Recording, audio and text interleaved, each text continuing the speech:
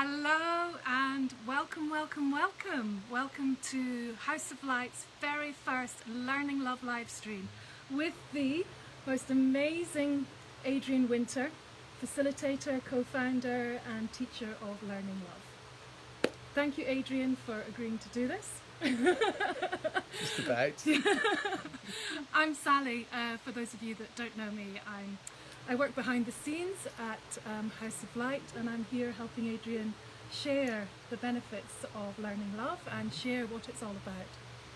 So first of all, welcome.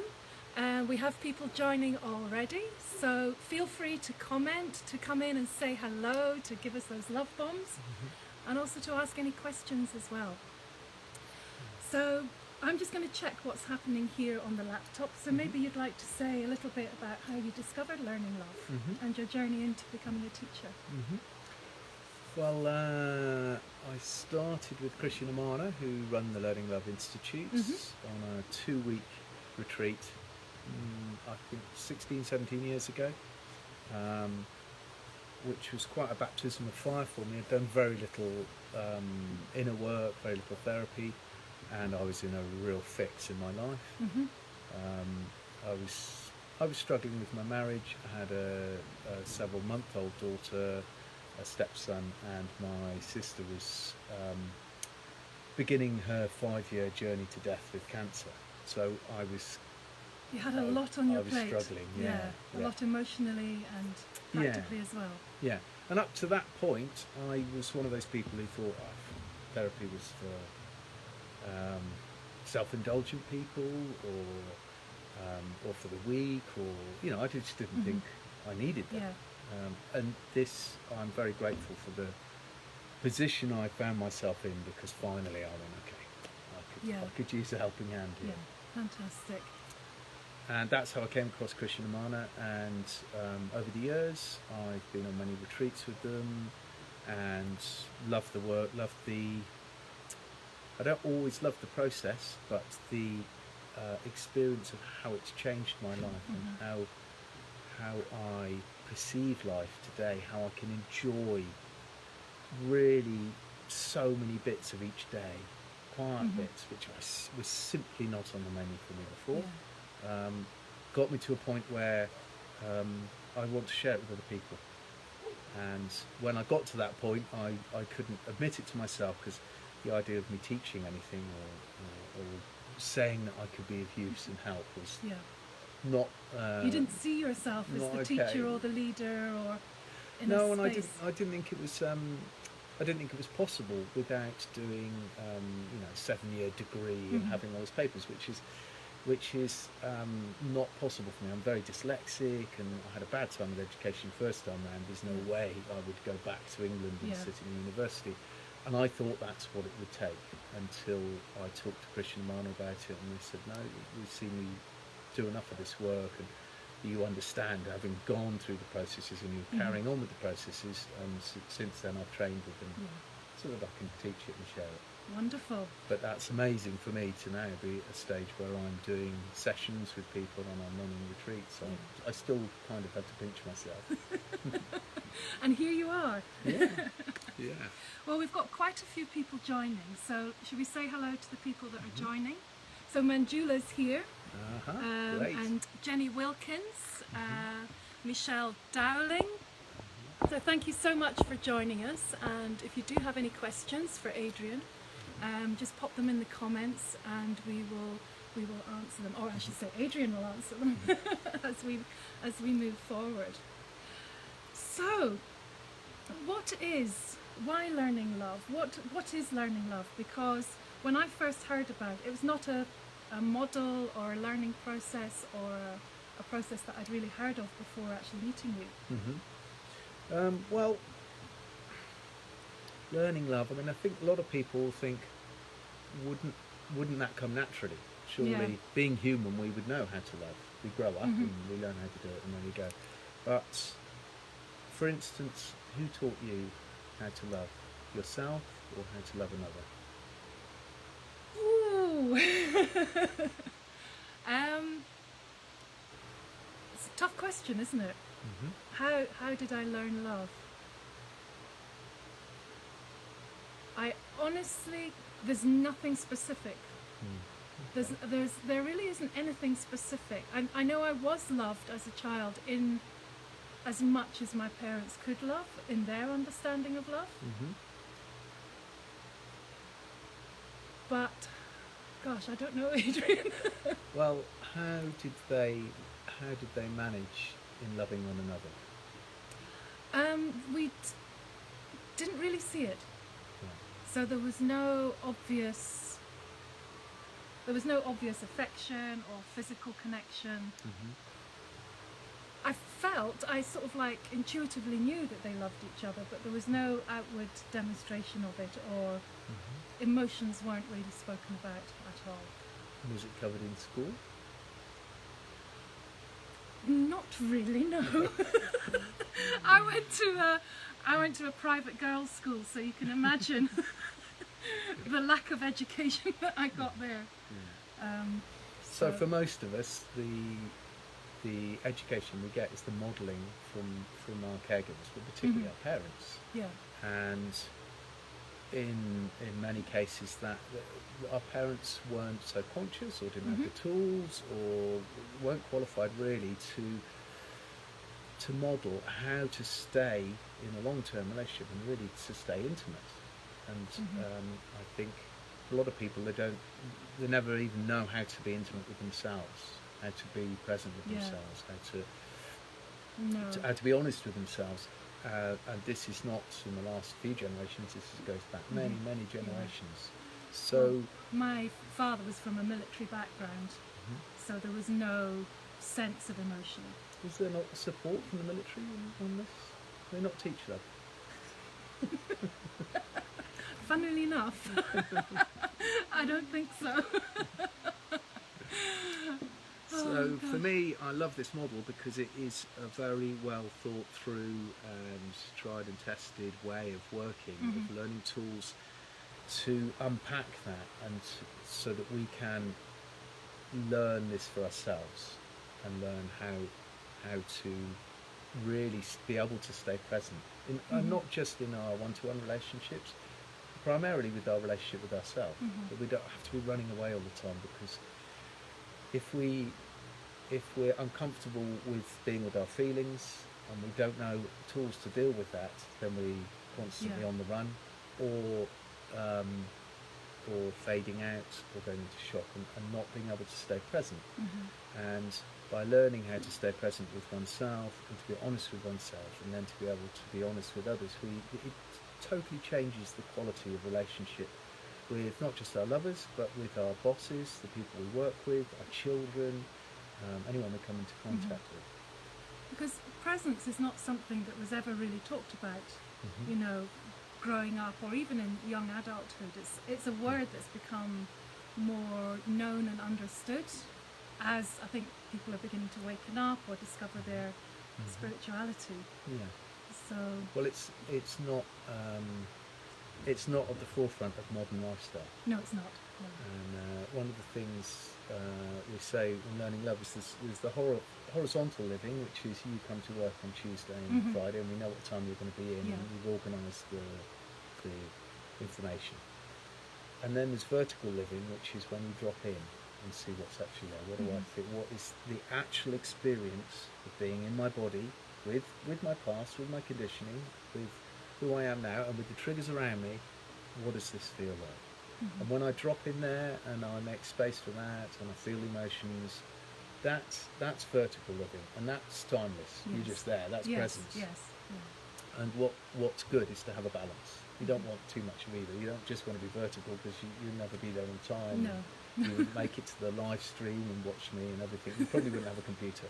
So, but a balance. And in the first world, in our driven society, where you've got to get ahead and you've got to produce and earn and look spectacular and have a profile, and the pressures of financing, of having a car as good as next door neighbours, or putting the kids in the best school, all of this drives people to live very horizontally. And there's not, as you said, there's no encouragement or education towards presence. No, there isn't. And the importance of presence for me is this vertical living, of actually experiencing and knowing how to experience and knowing how to contain and be with this sensation of being in my body here now. Yeah. And what about the inner child? Because I hear that sort of thrown around quite a lot. So perhaps could you share a bit about the inner child and how that Sure. comes into the learning love work?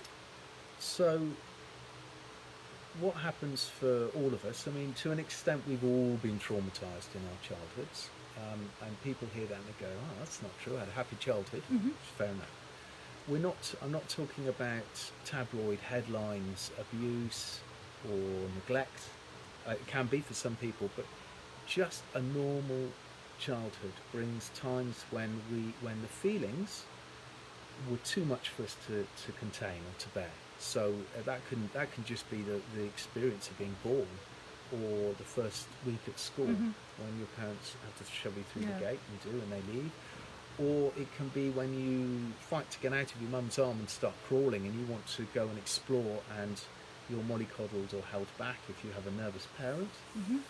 As we get older, if we have a depressed parent, the need to connect energetically with our parents is so driven in a child. I mean, we're born, our DNA is to connect with these people.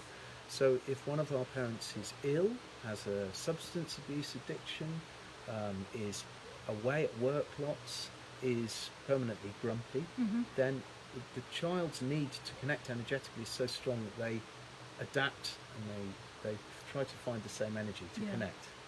All of these things cause traumas. For one child, even like the everyday stuff that you don't even think about actually stays within you and causes that emotional response. If it's a thing for you, now we're all beautifully unique and individual, but then there's also universal things in the way this organism works. Yes.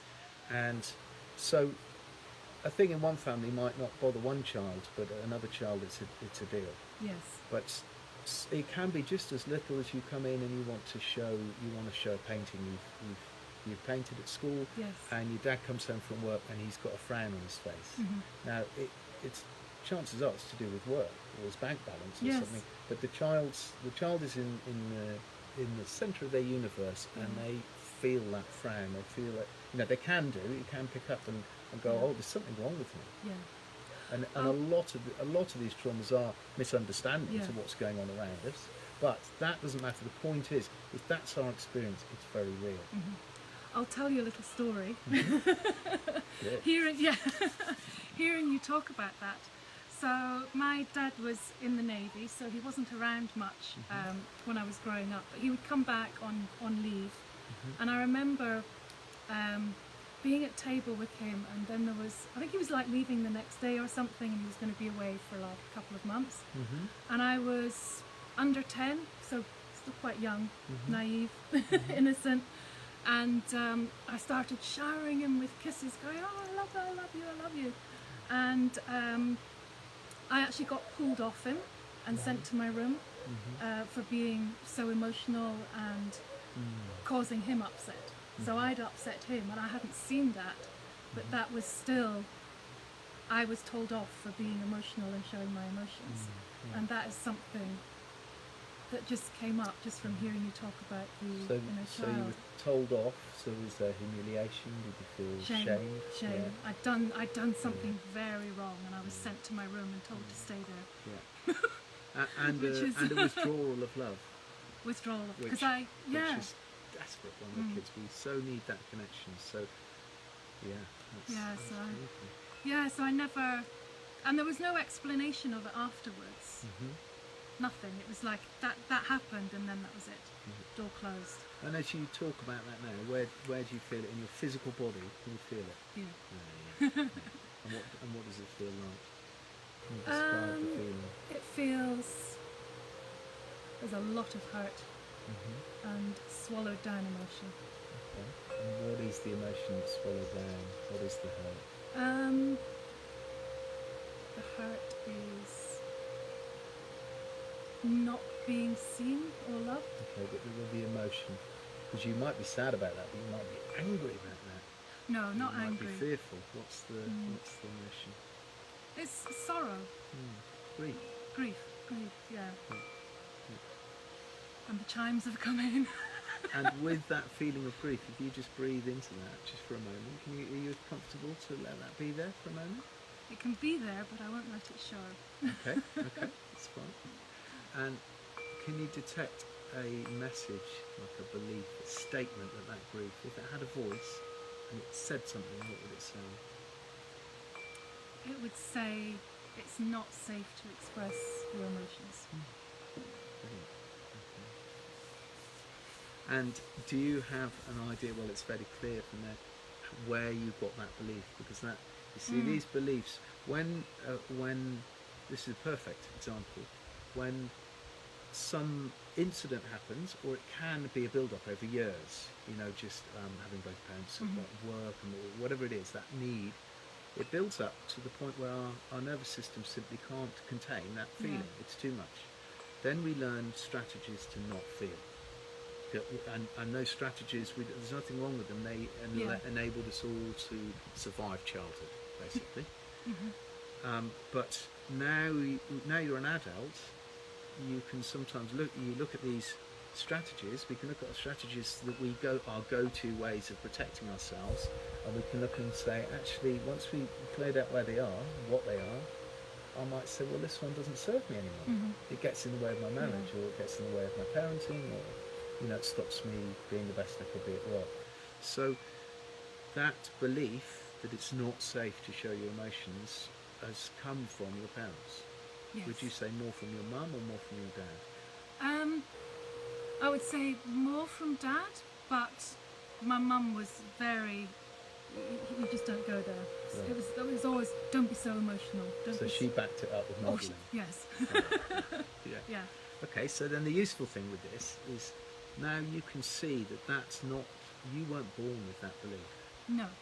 But these beliefs become us. That's who I think I am. That's what I think the world is. It's not safe to be seen, or it's not safe to show emotion, or I will never succeed. Whatever my beliefs are, they are me until I can step back, breathe in, and start to examine it. And if I get a picture from who I borrowed them from, or what situation, whether it was a schoolroom or one of my parents, then in time I might decide to put that belief away. I might say, I don't need this anymore. I borrowed it, and I can take it back to the library. Thank you very much. I've read this book over and over again, and it's not serving me.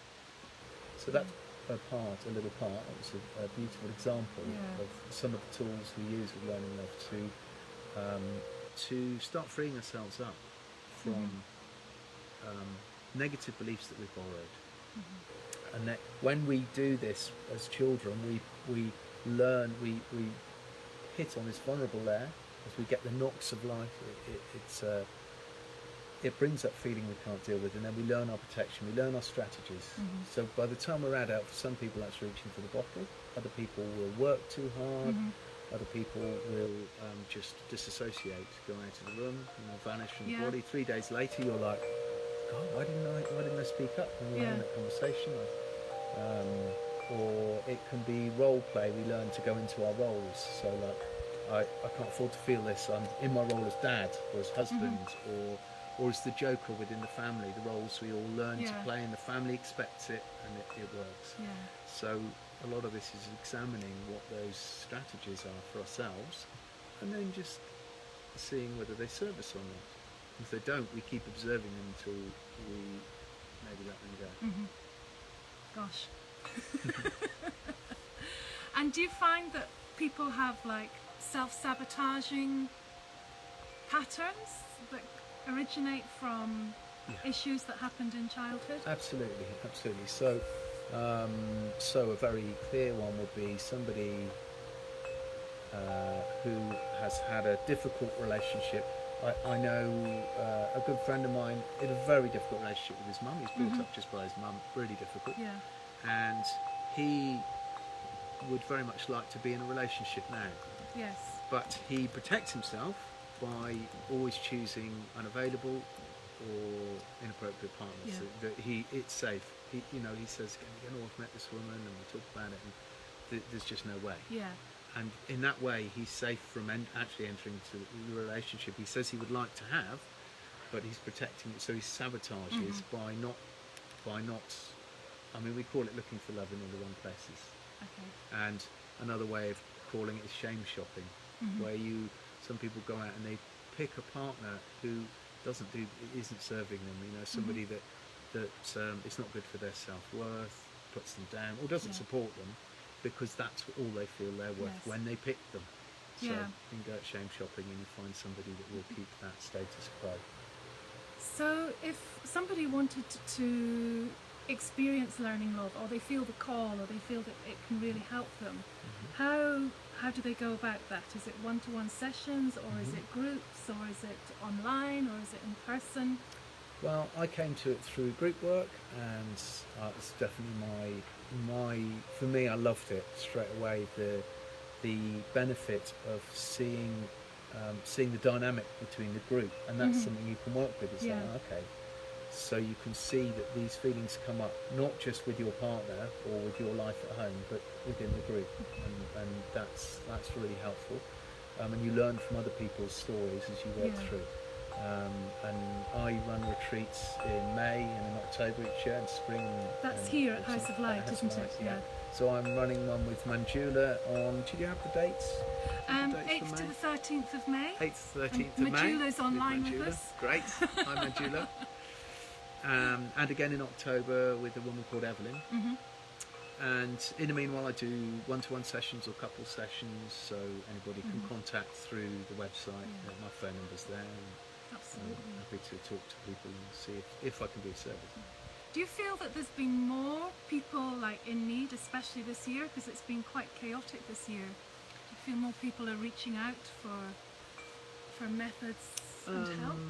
I'm sure they will be, and certainly I'm working with more people, but I don't know whether that's to do with the situation of lockdown. But my impression is absolutely it's a silver lining to this dark cloud is that people are going to have a bit more space to see what's important to them.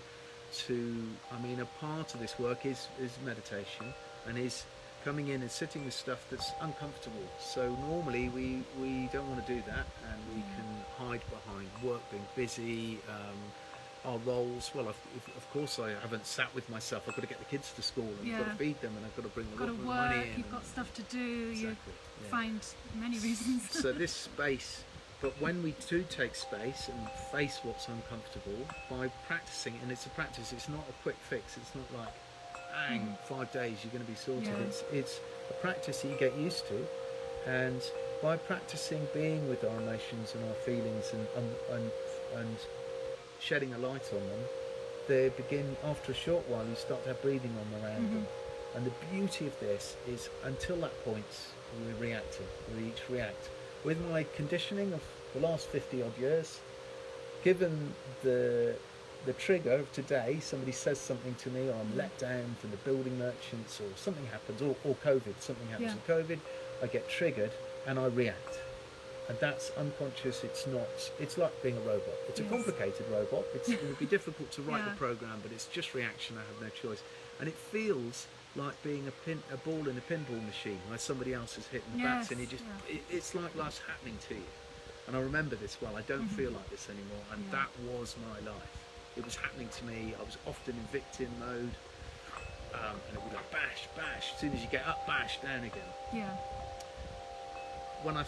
Now I've learned to stop and be with it and feel through these things. I have breathing room around. So when that trigger happens now, I have the choice to respond. Now I might respond in exactly the same way I would have. I've got the choice. Yes. But I can choose to respond in a different way. And it doesn't feel like I'm being knocked around by life. It feels like I have agency. Of course I'm not in control, but I feel more able to go with the flow, I felt more joy actually in the experience of everyday life. Do you have any sort of tips or insights that people could start to use? If somebody's watching today, is there something that they can immediately start to do that might help them move more into their hearts? Yes. Or into a space of self-love? Often when we're triggered, but in fact, even when we're not triggered, often our energy comes up and out. So if I'm triggered, I might say, she said that, she made me feel like this, or the government are being too like this, or they're not being like that. Or that up and out energy when I'm complaining or I'm judging, Yeah. then that up and out energy, if you can catch yourself as it comes up and out, blaming, judging, complaining are all key things. As soon as I'm doing that, I'm up and out, Yeah. I'm looking in the wrong place. And it's good to come back down and in, and not to bring the judgment onto myself, but to just go, what does this feel like? Yeah. What is it here? Like you just felt. like it was, Where do I feel this? And if I feel tight in my stomach, or it's hot in my heart, or even if I feel nothing from the neck down, I'm in shock. And this also is good to see. So then you sit with that and you go, is this familiar? And often it'll be like, oh yeah, it's not just this. It's not just this relationship makes me feel like this. Oh, okay, it was my previous wife and the one before that, and the one before that, for instance. And it's like, oh my God, okay. So then it's familiar. So then I start to see this is what I'm carrying. It's my stuff, and from there, the healing can come. So there's a real self-awareness. We have to be aware of ourselves. Well, I'd advise it. Yeah. because it buys a more it buys a life where we can be intimate. There's a possibility. So if I can't be with myself, then nobody else can get any nearer to me than I am. So if I'm forcing my emotions down, and we can't choose, it's not like I can hold my anger down and my grief, but have my joy flowing. It won't flow. So, and the energy needed to keep all this stuff down, put away in the shadows, is tremendous. So also an advantage of doing this work is part of the work is sitting with that uncomfortable feelings, and you're basically feeling stuff you couldn't feel when you were a kid because it wasn't safe. We were helpless then. We couldn't, when we felt fight or flight, you can't fight your parents and you can't flight from them because they provide you everything. So generally you go into shock and the body soaks up that emotion, and it's with us today until we feel it. But the advantage is now we're adults, assuming I'm talking to adults here. As an adult, I can remind myself of the resources. I'm all right. I've fed myself for all the years since I left home. I'm bringing up a family. Remind myself of the resources as a man, and then I can visit that inner child that you were asking about, the childish parts of me who still feel abandoned or threatened or frightened, and I can sit with that, and with the strength of my adult mature state, I can feel those feelings. I can allow those feelings to come, and when you feel them, it's not like they go away, they transform. It's like shining a hot stage light onto a pool of water. It evaporates into something else, and the energy that is released from that, and the energy that we no longer have to use to hold stuff down, is your creativity. It's done, for me, since starting this work, I look around and I'm quite shocked at I can't even say I created, but what's created around me, because I'm not wasting so much energy holding it together. Trying to keep beautiful. Going. Trying to keep going, trying not to feel. It takes courage, I think, to be with yourself and to start looking Absolutely, within. it does. There's no two ways about it, and most people only come to this level of deep work through suffering. Actually, they get to a point in life where they go, I've had enough of this. I'm sick of paying the daily price for staying with the same habitual mechanisms that are not serving me. So eventually, as I did, I got to a point where I started okay, I do need some help. This is miserable. We've got, there's a comment from Jenny here saying, wow, I would love to explore learning love. I have so much love and choose the wrong partners. So I think there's a lot of people out there that want love and yearn for love, but don't, myself included, I've got a history just like everybody, but we don't know how to go and help ourselves sometimes. So I think sharing more about learning love is hopefully going to allow people to see that this is a really beautiful way. That's why it's my passion. I would say I'm now in a functional relationship, which started, I suppose, in my mid-40s. First time in my life that I've had a functional relationship with a woman, and that's absolutely possible because of the work I've done, and mostly with Christian and Amana with the Learning Love. Because up until then, I was shame shopping. I was working from reaction, and the partners I would pick. It was difficult and painful and lonely, and Yes. I doubt it was much more fun for them. But it took doing a bit of this work and really finding out where I'm at, and being able to be with myself. Because when I look back, my life was, my way of not feeling was full on bombardment of sensations. Yeah. I couldn't sit quietly. I couldn't be alone.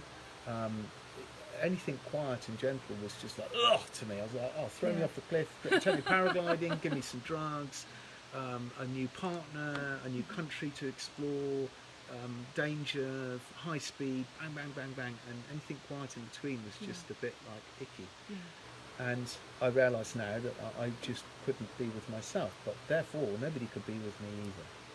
And this process allows us to learn to love ourselves. Yes. And that opens the door. It also allows us to learn how to be able to be vulnerable. And we're not taught how to be vulnerable. No, and it's scorned, isn't it? Yeah, it's that's right. You know, there's a comment from Jenny here saying that she's learnt how to repress feelings, and I think that's really common. That's what happened to me as a child as well. You do not show your emotions, and the British sort of stiff upper lip attitude. Upper lip. That's it. Don't show your emotions. Yes. Don't wear your heart on your sleeve. And don't show your emotions and don't be honest. It's the British way. Yeah. Especially in love. You know, Yeah. I remember being really surprised when I was living in Holland, and I'd just come out of a relationship, and my Dutch friends were saying, "What are you doing, Adrian? We talk to you. You want one thing and you're doing another. You're not living honestly." And I was like, honesty? When it comes to girlfriends, that's from a British point of view.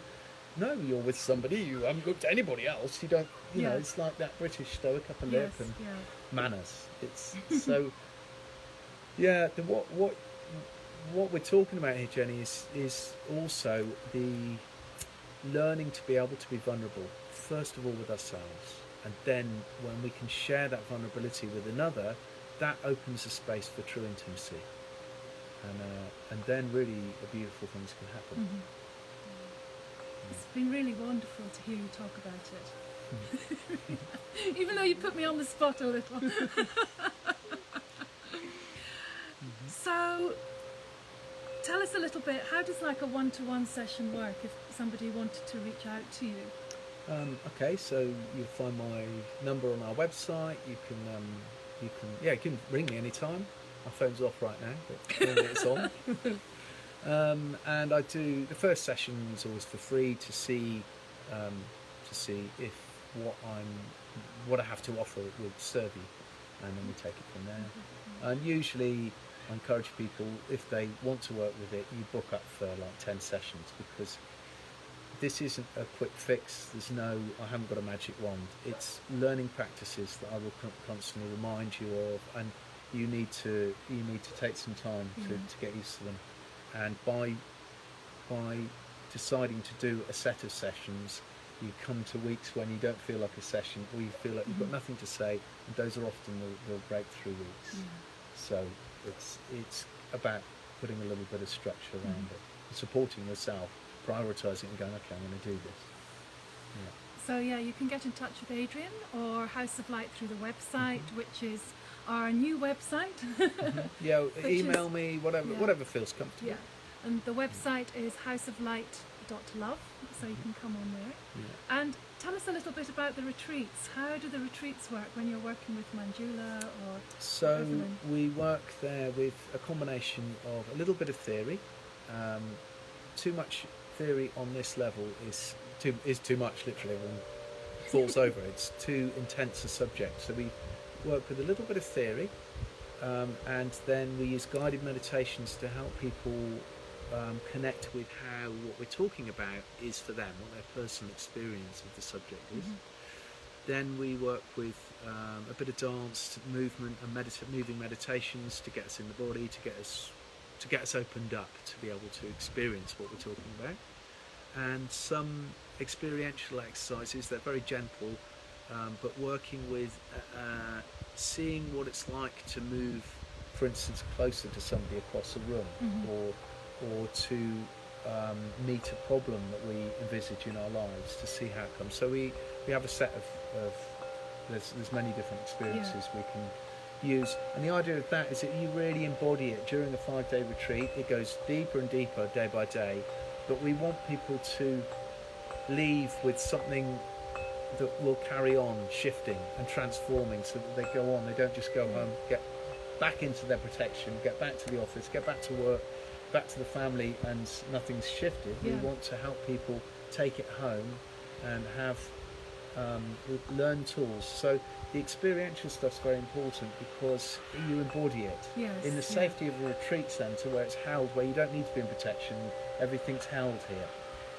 When you go home, suddenly there's that you're back into and the protection old life, comes. But if you've experienced it in experiential exercises, then you can catch it. That sometimes you're like, I recognise this feeling here. Hang on a minute. So what do I do? Remember now, I contain first. I contain the feelings first, work with them, and then maybe this is a place where I have to set a healthy limit. And I go back to the person and say, it's not okay for me when you phone me up at 3 in the morning, whatever it is. So it's a combination of those. I love group work. I love 5-day retreat, because each 24 hours takes everybody deeper and deeper, and you've got the bond of the group as well, haven't you? And you create really strong sacred space and trust. And you get to see that you're not alone with this. The universal way in which we configure is it's very powerful to see other people struggling with similar things, and seeing how that can be moved through and helped. It's beautiful. Jenny's asking if you're on WhatsApp. I am, yes. Yeah. Absolutely. WhatsApp's good. Okay. Is there anything, or has anybody got any questions they would like to put in? If you want to ask Adrian anything, we're here. If nothing comes through, I think, is there anything else that you'd like to share about learning love, or your journey, or anything you think that could help people? No, I think that's good. Are we good? We're good, yeah. Well, I hope we are. Okay, so can't see anything coming up at the moment. So thank you so much, Adrian. Well, thank you, Sally. Thank you for forcing me to do this. We are actually starting, this is the second in a series of live streams. So we'll be doing live streams on Tuesday mornings every second week, sharing your learning love work, behind the scenes at House of Light, the gardens. Kerry, you've already met, who was doing the cooking. She made the golden milk, the spiced chai, and yoga as well. So we've got lots more coming from House of Light, while things are a bit quieter. But next year we've got some really wonderful retreats lined up, especially that learning love in May. Yeah. Okay, thank you so much for joining us. Feel free to share the live stream or to get in touch with us. If anything comes up for you, feel free to comment on the live stream, and we will get back in touch with you and be there for you. So thank you very much, Adrian. Thank you for joining us. Bye. Thank you. Bye bye.